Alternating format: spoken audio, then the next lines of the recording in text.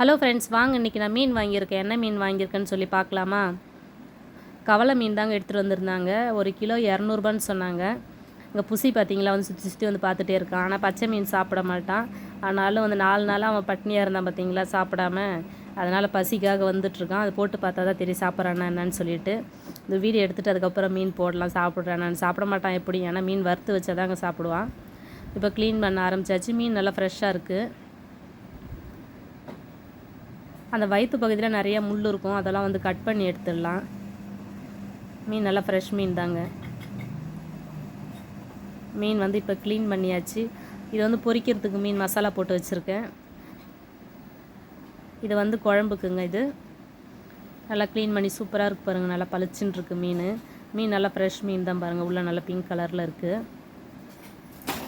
இது குழம்பு வைக்கிறதுக்காக, வறுக்கிறதுக்கு தனியாக. அவ்வளோதாங்க.